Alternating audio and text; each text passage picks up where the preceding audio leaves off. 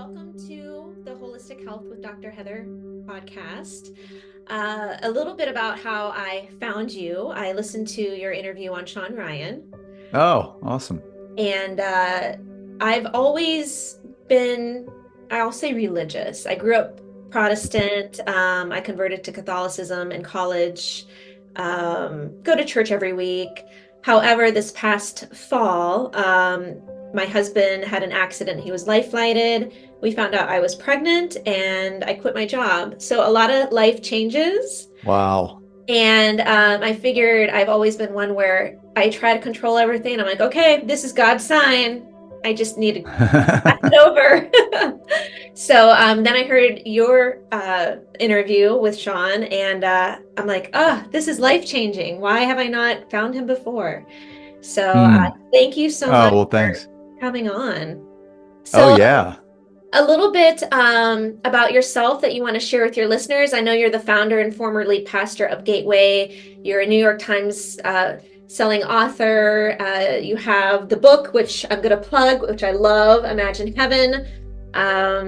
Talk to me and talk to my listeners about where you've been with the whole evolution from being an engineer to becoming a pastor and authoring and your NDEs and all of that. Yeah, it's a wild story. I mean, when I look back, I'm now a granddad. So I have little granddaughters, I think the age of your kids. Uh-huh. Are yours, mine are four and two. Yep, I And have three, 15, and a newborn now. oh, you have a 15-year-old too. Oh, 15-month-old. Oh, 15-month. Oh, I was Yes. gonna say, okay. Oh yeah, and they're the love of my life. I mean, it's it's just hard. I like to say, grandparenting is the reason to have kids. It's they're just so fun. But yeah, when I look back on my life, it really is just a wild weird story because I when I started first hearing about near death experiences, which is what I've become an expert on over the years, I was an agnostic.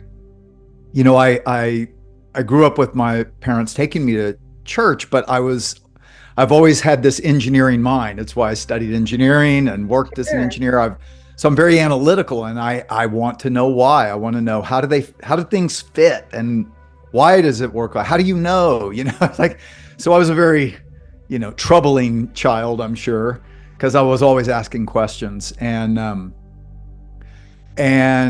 so I didn't find many answers, or at that point, I just felt like, well, I mean, Jesus, probably the Son of God thing is a legend, how that happens, and because nobody can give me any other reasons. And God, I mean, who knows? Maybe there's a God, maybe there's not. You just can't know. There's no evidence. Right.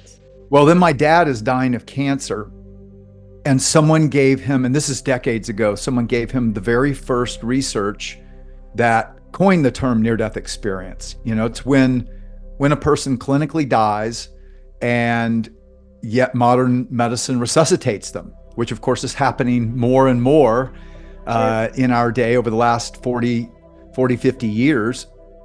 And what they say consistently is they clinically died. So we're talking about people who have no heartbeat, no brain waves in a lot of cases. And yet when they come back, they say, I was more alive than I've ever felt, in a place more real than this has ever been. Many times in the presence of this God of light and love, whose presence they never wanted to leave. And many other things, that I've traced over the years. But when I first read this, I found the book on my dad's bedside table. Yeah. And I just pick it up. I start looking. I'm like, what? And I start reading the first page, and the second, I couldn't put it down.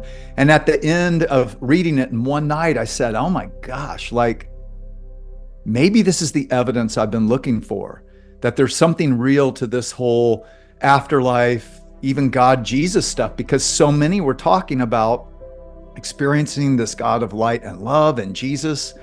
And so as a result, I started reading the Bible.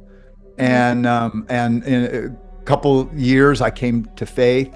Um, since then I've gone. I was even as I was working as an engineer out in Santa Barbara, California, I kept coming across these near-death stories, and the more I heard them, my mind, just the way it works, is like, oh, I've heard that before over here and that, and so I mean, it's weird looking back. I think it's a Sure. God thing looking back, but at the time I Absolutely. didn't know. It was just this weird obsession I had with collecting these and then trying to frame them. I'm like, okay, that looks like something I've read over here in the Bible, and yet they're consistently saying that.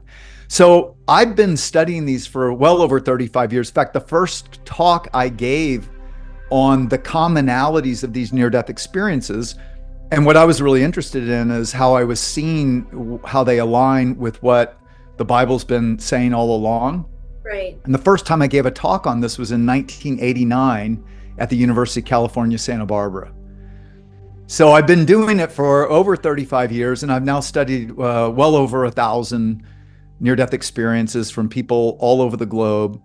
And in 2015, and I went from a career in engineering to becoming a pastor. My wife and I started a church 26 years ago for skeptics, for people like me, because I found that people just need a safe space to ask their questions and doubt and struggle, because there is evidence, and there's amazing evidence.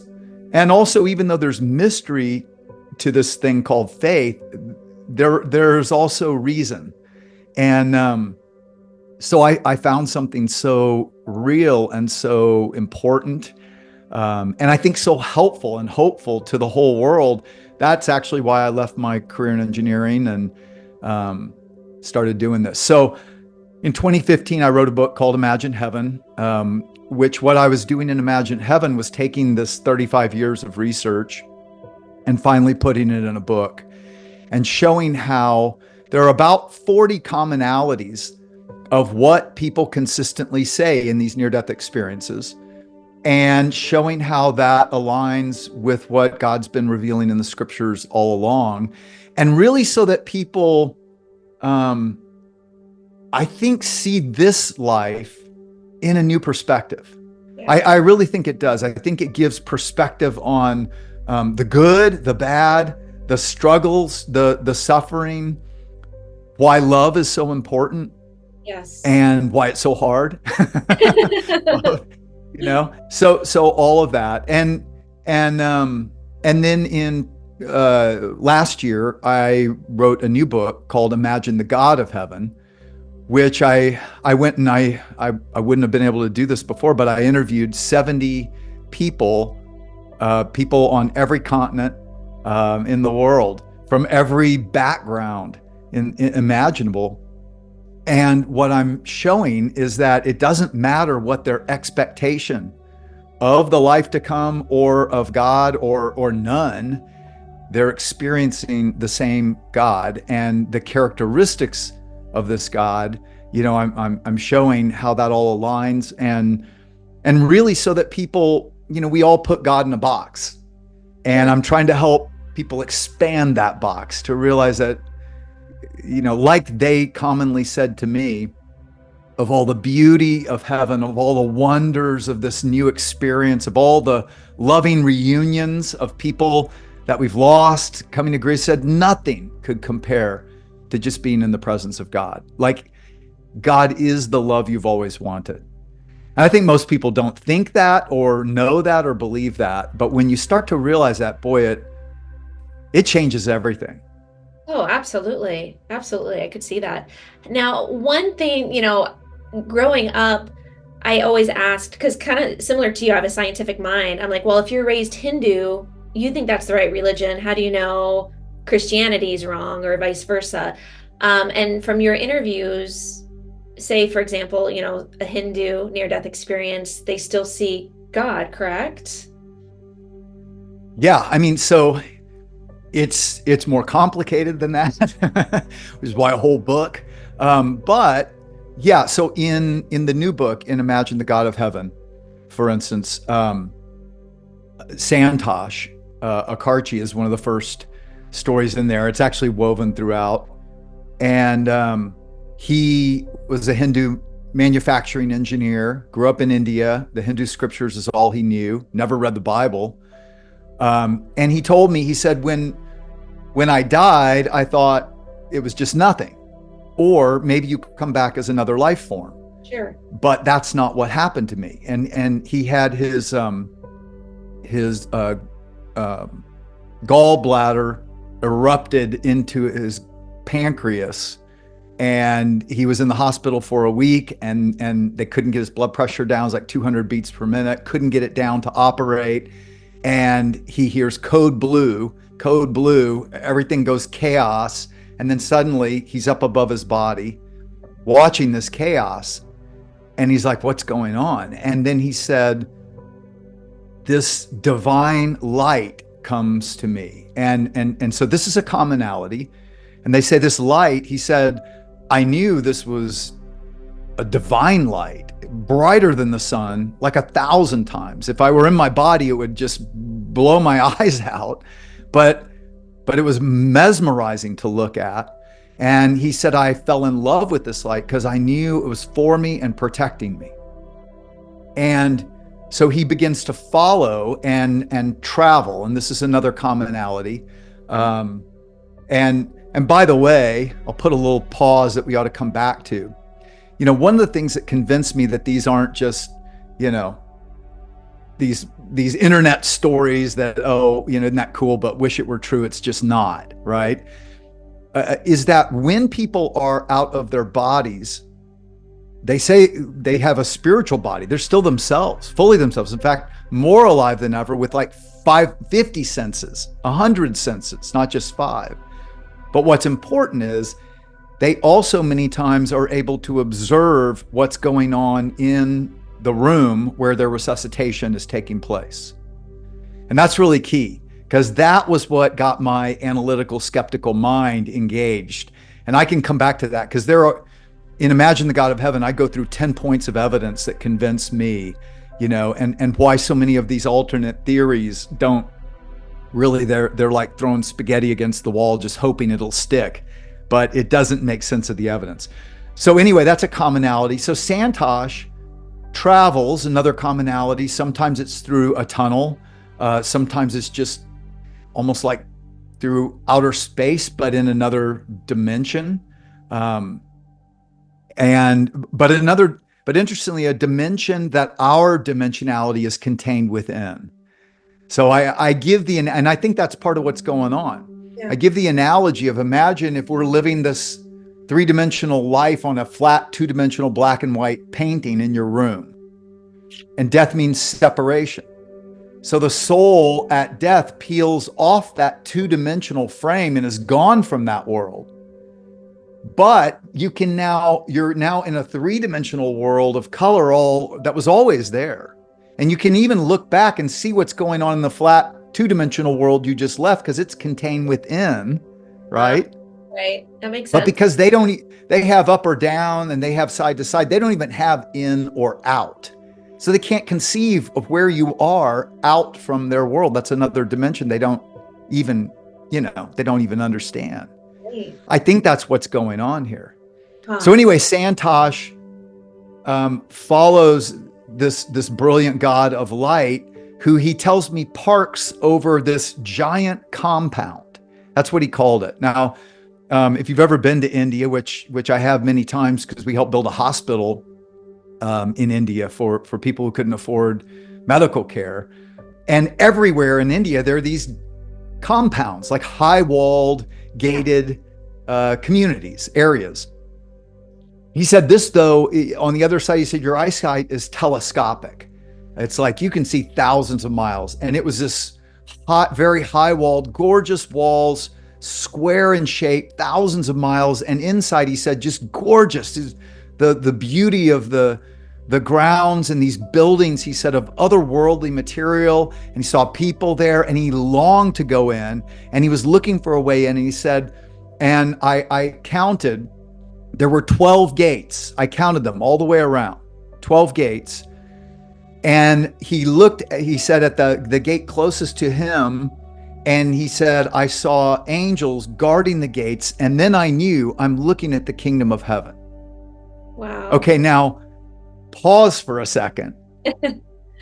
If you go read Revelation chapter 21, this is exactly what John, one of Jesus' disciples, who claims he was taken in the spirit or given a vision of heaven and the holy city of God, and he describes it as this high-walled, 200 feet walled, 200 feet high and 200 feet thick walls, gorgeous.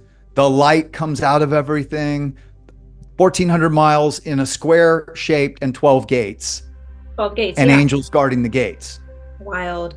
And it's like, okay, well, why in the world? And so it's a longer story, and I go into the whole thing. It's really fascinating because he sees the Lord in another form, and God gives him like a parable. And he comes back. He says he's sending him back, and Santosh comes back, and he is seeking God. He is like every day praying, like, who are you, Lord? Who is this God of compassion and mercy? Because he realized he had done wrong, and yet he was given a lot of grace, he said, and mercy and compassion. And anyway, he told me, it's, like I said, a longer story. He told me he started reading the Bible, and he said, everything I read was what I experienced. Wow. But not just Santosh, Bibi from Tehran, who, and this is just another mind-blowing kind of thing, because her son comes to my church because there was an Iranian family that were coming to my church, and he asked to meet with me, and I go to lunch with them, and his mom's there, and his mom, Bibi, only speaks Farsi, and he speaks English, and he's telling me about how he went from he was Hezbollah growing up, so he's Hezbollah, Okay. so pretty militant Muslim. Right. And how he came to faith in Jesus, and how it just crushed his mom because she's related to the Prophet Muhammad. And I asked, well, is your mom still Muslim? And he said, no. And I said, well, why? And he said, well, I'll let her tell you. So then she's telling me in Farsi through him. Okay, but this is crazy because he didn't know I was an expert on near-death experiences. He didn't know anything about me. He didn't know I'd written any books or anything. She starts telling me of her near-death experience. When she has a heart attack, she's expecting to be judged by the Prophet Ali, which is kind of in their culture. And because her kids had become followers of Jesus, she felt incredible shame, like she had failed. Huh. So she expected judgment, she said, but instead, this brilliant man of light comes to her, who she knows has ultimate authority, and says, I am he who is. And boom, she's back in her body. And she said, but with a peace and with a joy she had never felt. Now here's the crazy thing is, all over the globe, these people are experiencing either this brilliant God of light who is love, or in some cases, it's this man of light who they don't know who he is, or some know he's Jesus. But it goes all the way back to 3,500 years ago. Moses on Mount Sinai sees this brilliant light that won't burn the bush up. Right. Why not? Right. Well, it's the same light people are experiencing. And that light says to Moses, when he asks, who are you? He says, I am he who is. Exactly what he says to Bibi in Tehran in our modern day. Right? I mean, then you have, and what I like to point out is all the way back in Genesis chapter 12, God raises up Abraham and Sarah and says to them, I'm going to bless you to bless all the nations. So the God of the scriptures often gets, I think, misunderstood. And in some cases, because religious people can really misrepresent, right? And I like to point out that, it was religious people in the name of God who crucified Jesus. So this is not new. But when you really take the scriptures and the heart of God and what he's been revealing all along, he's the God of all nations. And 500 times through the Old Testament prophets, he speaks to all the nations. And one of the things that I'm showing in Imagine the God of Heaven is that he was even foretelling what he was going to do in entering our world. Again, I think God entering our world as the Messiah would be kind of like me as a three-dimensional being entering a two-dimensional world, but I could only appear as a slice. Right? And it was like through Jesus, not all there is to know or see about God, but in a slice called humanity that we could understand enters. But all that was foretold. And I was convinced as a skeptical engineer of that for separate reasons from near-death experiences. But I put that in the book, Imagine the God of Heaven. But Jesus comes and he says things like, I am the light of the world. Whoever follows me will never walk in darkness, but have the light of life, right? When he's transfigured, his followers said he took him up on a mountain to show him his glory, and his face became brighter than the sun. Okay? And then he says after his crucifixion and resurrection, go tell all the nations there's forgiveness in my name. That's what he was doing. In other words, he was making a way that all people of all nations could be made right with God and know they're right with God simply by turning their hearts back. Like he removed every barrier between every person and himself except one, which is our pride. Sure. And our free will. I think that's really important because God is love. And the one thing that love necessitates is free will. You can't force someone to love you. And that's true of even God. He self-limits in creating creatures who could love him back. So anyway, there are people all over the world. Heidi, a Jewish girl whose mantra, her father was an atheist, very abusive. Every day he said to his 3 daughters, there is no God. Your life is worthless. Jesus Christ is the biggest hoax ever perpetrated on mankind. And yet, despite that, she always believed in God and prayed to God every night as a little girl, and would talk to this God she couldn't see about all the abuses in her home, and felt comforted and almost like rocked to sleep at night. Okay, so here's what's really wild. At 16, her horse falls on her and crushes her, stepped off the side of a hill and falls back and crushes her. And boom, she's up 30 feet above her body. She knows she's dead. She said, I felt great. I was just sad that watching my little sisters have to see this. Jeez. And she sees a light over her shoulder and she turns and looks, and there is floating 30 feet up with her, a man of light, again, brighter than the sun.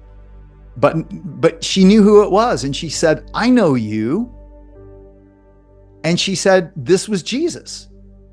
And she said, I knew that this man was the God I had prayed to my whole life. I just knew it. And then he smiles at her, and they communicate, and communication on the other side is thought to thought. It's like pure. There's no misunderstanding. And he says to her, do you want to see your life? And she says, okay. And this is another commonality of a life review. And so, again, on the other side, time doesn't work the same way either. So near-death experiencers have told me there was no time. But others have said, no, there was time. It's just there was all the time you needed. So time didn't work in a linear fashion. And interestingly, and these are the kinds of commonalities I trace. In 2 Peter 3:8, one of Jesus' disciples, Peter, says, to the Lord, a day is like 1,000 years, and 1,000 years is like a day. Huh. Now, I've had near-death experiencers say almost the same thing. I was dead from my body 30 minutes, but I don't know if I relived my life in an instant or it took me 30 years. I couldn't tell, but They relive their lives. So Heidi is watching almost like in a panoramic, three-dimensional, like a hologram, but the real thing, watching it play out again. And she's there with Jesus, but she's also reliving it. But not only her thoughts and her feelings, but she also experienced, and this is common, the thoughts and feelings of every person she was interacting with. Oh, wow. And that's also what they commonly say, is that when I came back, I realized, one, God is love, and two, how we love or treat one another is what matters most to God. And of course, that's exactly what Jesus said. He said, when asked, what's the greatest commandment? He said, love God with all your heart, with all your soul, with everything. And the second is like it, love your neighbor as much as you love yourself. Fulfill those two, and you fulfill all the commandments.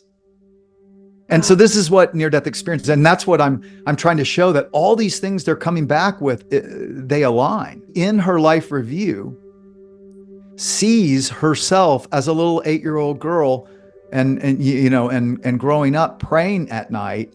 And she said, he was there with me the whole time. I saw him in my life review. He was the one comforting me at night, and just think about it with all these, a little girl going through horrible abuses, which she did. And just the compassion of God. Yeah. And so it's wild, because then Jesus takes her to this heavenly realm, and she experiences this God of light, who she now says is like God the Father.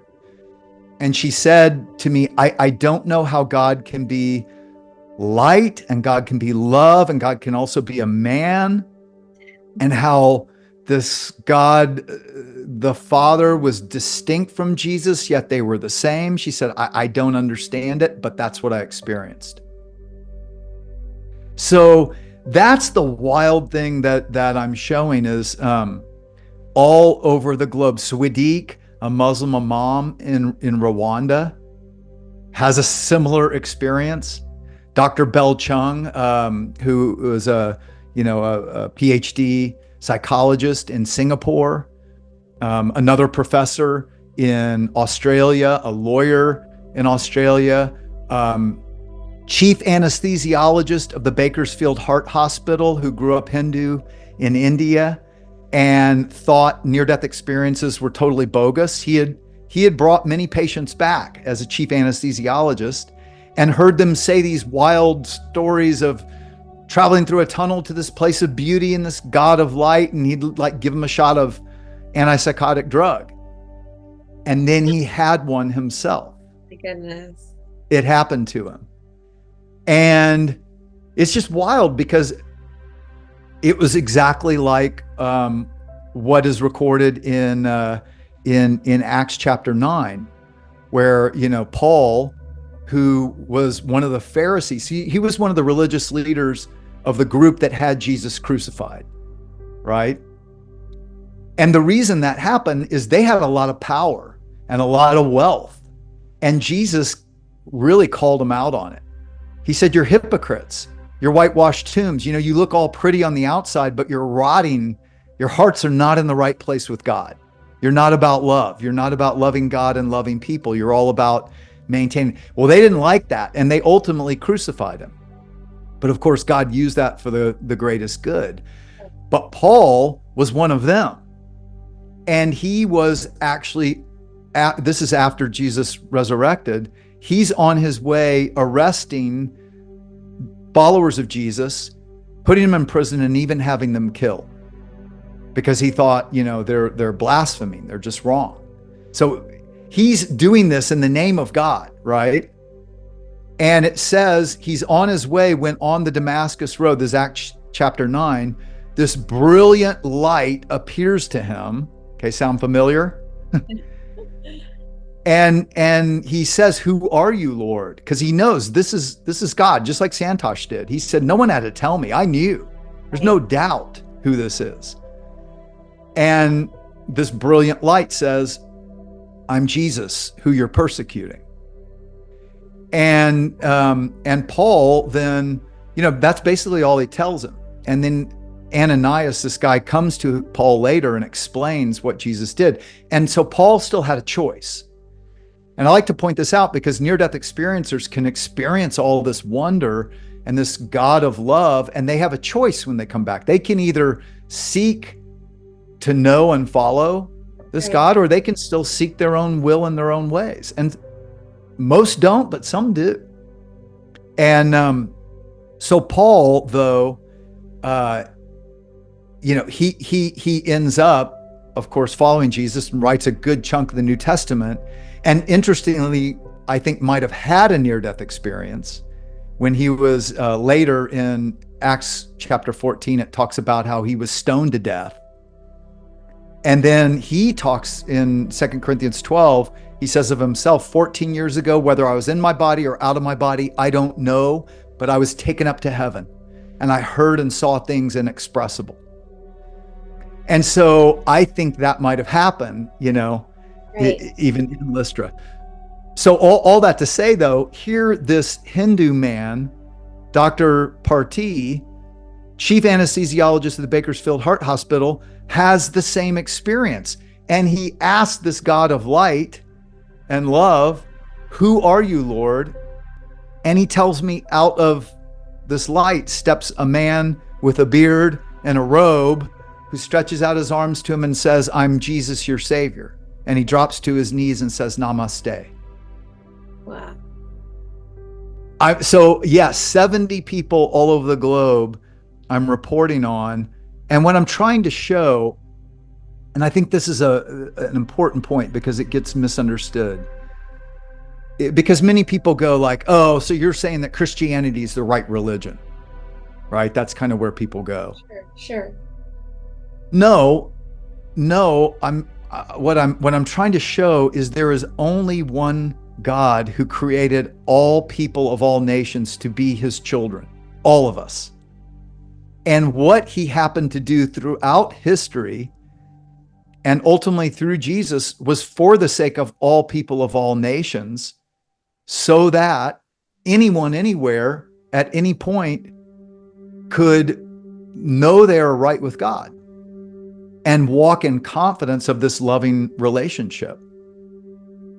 That's the amazing thing, what God told Santosh, because he sees this very narrow gate that was open to him into the kingdom of heaven. And he says, "Lord, I want to go through that narrow gate when I come back. How do I go through that?" And he's thinking, what temple, what mosque, what church, what religious practice do I do? Right? And the Lord says to him, "No, I want relationship. I want to see how honest, how truthful, how real and sincere will you be with me? Not one day a week, like going to a church or going to a temple or going to a mosque. 24/7, 7 days a week, 365 days a year. Walk with me." That's what he told Santosh. Cool. That's really cool. How do you find your case studies and these individuals to interview? Well, it took me 35 years. I will say though, I wrote Imagine Heaven in 2015. And so since then, it became a New York Times bestseller and is in like 25 languages. And so I've had more and more people reaching out to me from all over the globe. Yeah. Wow. Now, one thing that kind of surprised me listening to you is the hell-ish experiences that some of these NDEs have as well. Can you elaborate a little bit about that? Because, we automatically think of the heavenly experiences. Yeah, I'm curious about those. Yeah. So initially, back in the 80s, when I first started studying these and collecting them, no one was coming forward with any hellish experiences. And so as a result, people make interpretations with the data they have. Sure. Right. And that's one of the things I like to point out is that someone can have what I would call a very shallow near-death experience. Let's say Um, they leave their body. They have this new spiritual body. They feel wonderful, new powers of sight and senses and all this. And then they come back into their body, and you can interpret that in any worldview in any way you want, right? And people do, right? So, and what is, sometimes shocking to me, but I guess I understand it somewhat, is they're not taking into account the thousands of other near-death experiences. They're just acting like, well, mine was the supreme one, and I have the right now to interpret all reality based on this one mystical experience I had. And I don't think that's wise. Right. Sure. Yeah. Because they contradict each other in some cases. So what I'm trying to show is that what they commonly report, in other words, the things they report right when they come back that do overlap each other, not just any one-off. So I don't believe what every near-death experiencer says. I'm always skeptical. I'm always like, yeah, maybe. And I'm waiting to see, okay, do others say the same thing consistently? How does that align with other things that I'm sure of that have been revealed? And that's what I'm trying to put together. But the hellish ones, so more and more people, one of the things you have to understand is people are very reticent to come forward at all. Sure. When they would have, just like Dr. Parti, they would think they're psychotic. Right. And the nurses and the doctors, when they share these kinds of things, and so they just kind of shut up about it because it's sacred. It's like, how do you explain something more real than this? Right? Yeah, exactly. But just like if we were living in a two-dimensional world and then you experience 3 dimensions of color, how do you explain 3 dimensions of color in black and white two-dimensional words? It would be almost impossible. And I've used that example with enough that I've interviewed, and they said, exactly. Yeah, that's why. And so they grapple for words. So people started coming forward, though, sharing hellish near-death experiences. In one study, 23% of the people who came forward sharing a near-death experience had a hellish or troubling one. More recently, and this is what people don't realize, is there are millions of these. So in 2019, the European Academy of Neurology reported on a study done across 35 countries and found they reported that 10% of the population has had a near-death experience. Now, I think it's more like 5%, and that's what the Gallup poll actually found, that 5% of Americans, or about 1 out of 25 Americans, has had a near-death experience. When I dove into the study, if you only take people who were clinically dead, or very close to it. So if someone says they had some experience that has similarities, but they're not clinically dead, I don't know what to do with that. It's like, right. Okay, well maybe, but but when someone has no brain waves, when they're dead and have a hospital record of an hour and 45 minutes without brain waves, that's worth listening to. And especially when you have a lot of them saying the same things. Yeah, so that's where I go with my research.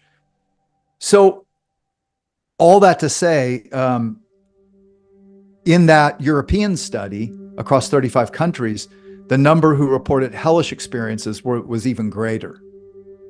Wow. So you have to take the good with the bad, and you have to make sense of all of it. Yeah. So I'll tell you one example is a guy named Howard, who was a professor, a tenured professor, an atheist. He was traveling through France, and his lower duodenum ruptured, which basically spills poison into your gut cavity.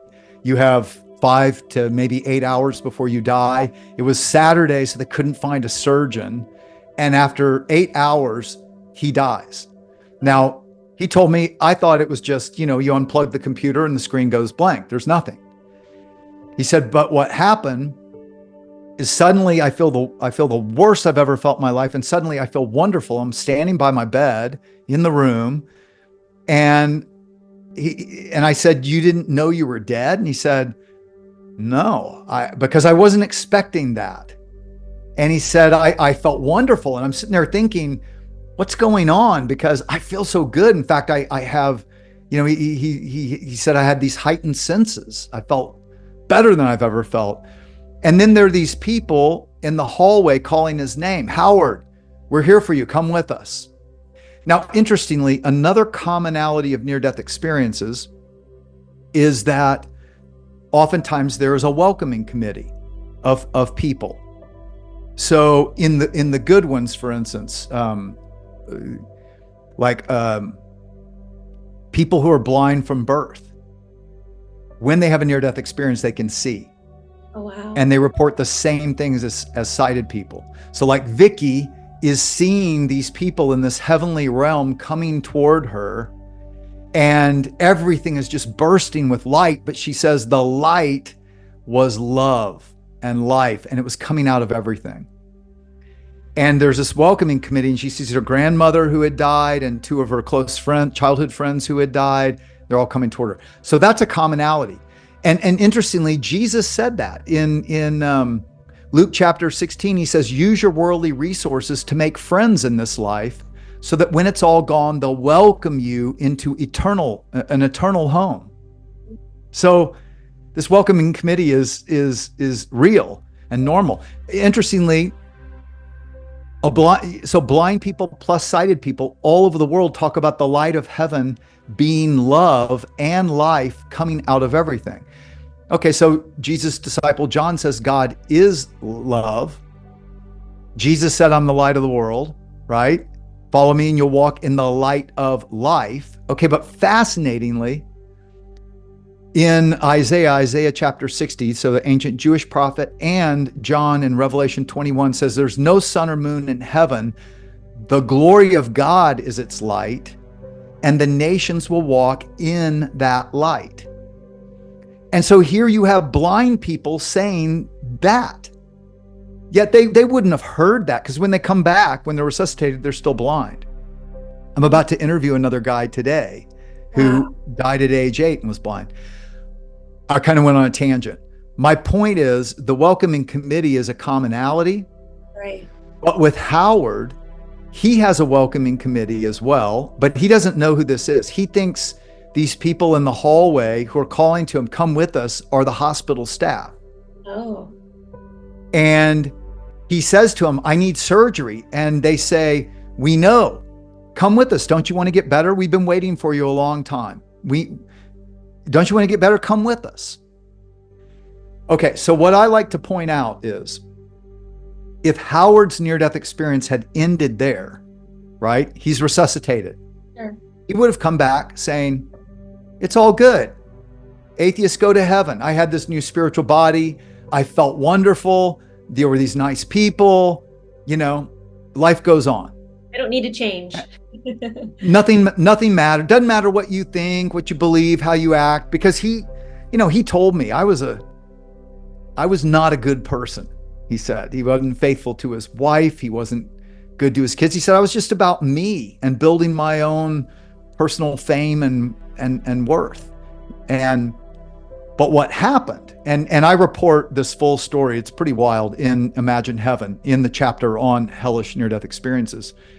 He follows them. And again, time doesn't work the same way. Distance doesn't work the same way. So he's following them, and he ends up realizing we've gone too far. Like, the hospital can't be this big. And this is very trippy, but he realizes they're deceiving him. And then they start like mocking him and, pushing him and shoving him. And he finds himself in this place of outer darkness. This is just what Jesus talked about, a place of outer darkness where there's weeping and gnashing of teeth.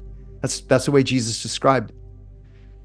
And he tries to get away, and then they start to just kick him and shove him and bite him and tear and do things to him.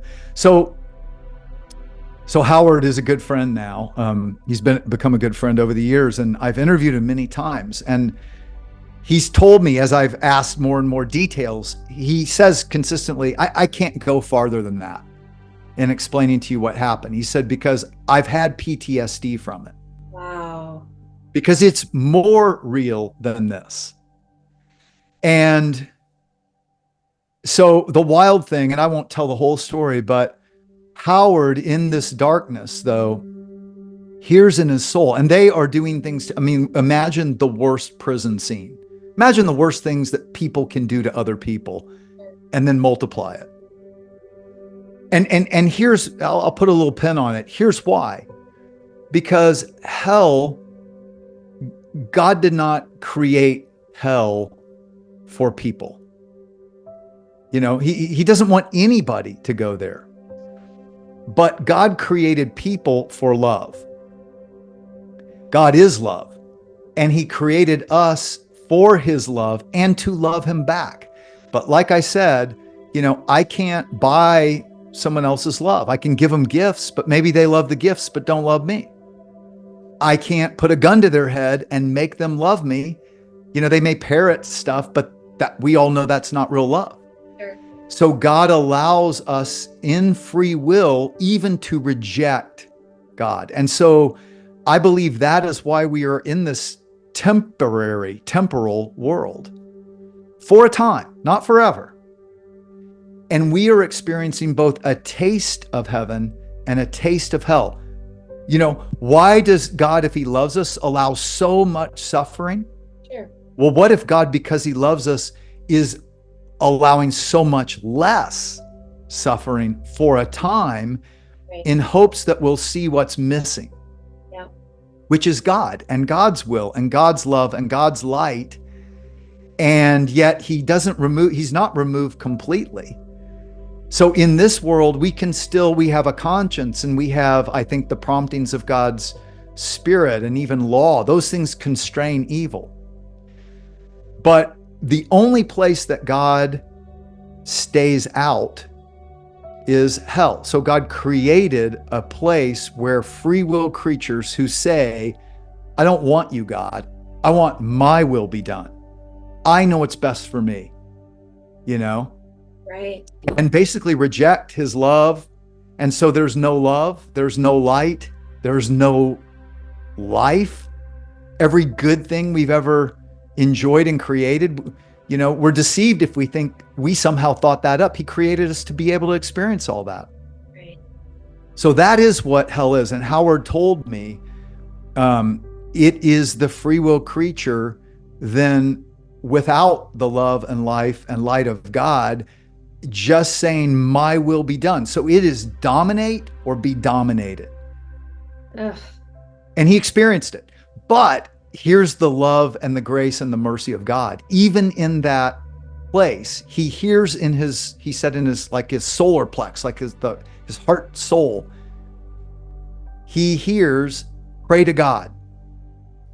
And he hears it again, pray to God. And so here's the thing about the ego. Our egos can imprison us in our self-will if we're not careful. So even as he's being eviscerated in this outer darkness, he's thinking, I don't believe in God. I don't pray to God. What would I pray even if it's craziness. And yet, because of all this, he starts just saying words with God's name in it. And these people who he said to me, I realized that these people were my kindred spirits. Wow. So he said, I realized on earth they had lived like I had lived for me. Wow. And he said, I knew I was going to become like them if I kept on this journey away from God with them. But when he starts saying even the name of God, first they get even more angry and said, we're going to hurt you even worse. We're going to take you, you'll never get out. I mean, all these horrible things, but they're backing off. And he hears in his mind again the song when someone took him to church as a little kid, Jesus Loves Me. Okay. It comes into his mind. And he thinks, even if there is Jesus, why would he love me? You know, because he realized it. I mean, on the other side, here you can hide from the truth and we can rationalize and deceive ourselves, but you can't over there. You don't. I mean, everybody says that. Like, it's true. You just know what's right, what's wrong, true, false, all that. And so he ends up just in desperation crying out, Jesus, if you are real, save me. Okay, so here's crazy. A tenured atheist professor is saying this, that into this darkness comes this pinpoint of light, brighter and brighter till it becomes bright as the sun. Arms reach out, pick him up and hold him like a mother comforting a little baby as he just sobs. Wow. Because he just realized I was so wrong. Right. And yet he feels a hand just kind of like stroking his back, just like comforting him. And they shoot out of there. And then he talks about how in the presence with Jesus holding him, in the presence of angels, they show him his life review. Now, I mean, it's a crazy, wild story, but Howard comes back from that experience. Jesus sends him back. And 2 years later, he leaves a tenured professorship. So tenure is what every professor wants. You can't be fired. Right. This atheist leaves a tenured professorship to go to seminary to become a pastor. His wife leaves him because she's still an atheist and she thinks he's just gone crazy. Oh my goodness. But, you know, he has for years now, you know, just tried to help people understand, you know, the reality of the love of God and how, you know, God can and will forgive anything of anyone at any point, because all he wants is our hearts walking with him. Sure. How interesting. One more question I do want to ask. What about guardian angels? Anything with NDEs or research with that? Yeah. Yeah. And it's fascinating because many say they experience these angels with them, and each one is different to a degree and unique, each near-death experience. But like I said, they have these commonalities. Some of them may have 4 or 5 or 10 of the commonalities. Some have all 40 of the commonalities, but angels are one of those. And many times they know, like Jim Woodford, interestingly, that I interviewed, was a commercial airline pilot. He had never prayed a day in his life. Very wealthy man. He had a horse farm, 19 British sports cars in his garage, a yacht, his own airplane. And then he gets Guillain-Barré, his very painful disease, becomes addicted to opioids and accidentally overdoses. His wife was a believer and was praying for him. He grew up Catholic, but had just kind of walked away from it. Said, I'd never really thought about God or prayed today. I didn't need God. Why do I need God? But he said, John, you know when you're dying. And in his truck that day, he knew, oh no, what have I done? Because he accidentally took too many opioids. Yeah. And he said, I had this thought, you've never thanked God for the life you thought was your own doing. Which he thinks now was the voice of God in him, just giving him one last like, hey buddy, I'm here, what are you gonna do? And I've seen this, that God is pursuing people to the last moment. And as his head is hitting the steering wheel, he cries out, Lord, forgive me. And I jokingly say to Jim, I think you beat the thief on the cross next to Jesus for last minute. And he says, that's actually who I identify with. Mm-hmm. You know, the thief on the cross who, one of them said, Jesus, if you're really the Messiah, you know, use your power and get me down off here. Right. And Jesus said nothing to him. The other guy says, We deserve this. He doesn't. Lord, when you come in your kingdom, remember me. That's all he said. And Jesus looks at the guy and says, you'll be with me today. It's such a beautiful reminder of, it's just our hearts, turning back to him, not in pride, but in humility. And that's what he needs. So Jim, interestingly, then first experiences more of a hellish experience. Mm-hmm. And I've noticed that in some cases, when people just are crying out to God, when they realize it at the last moment, like Karina, this Colombian woman I interviewed, she leaves her body and suddenly she realized, oh my gosh, there's an afterlife and there is a God. And again, she grew up Catholic too. She starts praying the Our Father, the Lord's Prayer, but sincerely. And she too experiences like she's headed to somewhere hellish, but God rescues her. So this happens to Jim as well. And it's these three angels that rescue him. Oh. And so he sees these three magnificent creatures. And this is a commonality that, and again, I don't believe everything every near-death experiencer tells me, but then when they start saying the same things over and over, I'm like, interesting. So they commonly say, like, he said one was 10 feet tall, another was like 12 feet tall, and another like 15 feet tall. And the 10-foot one, he later found out was his guardian angel who had been with him from conception. Wow. The 12-foot one, and again, they're just regally dressed, but they're these beings of light, but they also have garb or clothing, but they're just regal in nature. He said they had these violet eyes, but eyes of love for him. And the tallest one, he said, was a warrior, looked like a warrior. So, I mean, wow, interesting. At first, I kind of put that on the shelf like, yeah, maybe. Yeah. But then when I hear again and again and again similar descriptions like this, I'm like, wild, right? Cool. Oh, cool. Well, I don't want to take too much of your time. Thank you so much, John. I really appreciate this. What's the best way for our listeners to follow you, get a hold of you, and kind of go from there? Yeah, all the information is out on imagineheaven.net. imagineheaven.net. Yeah, and all the the stories I've been telling and how it all aligns is in Imagine Heaven or Imagine the God of Heaven. Awesome. Well, thank you so much. It's been a treat. Well, thanks, Heather. Appreciate it. Yep. Take care.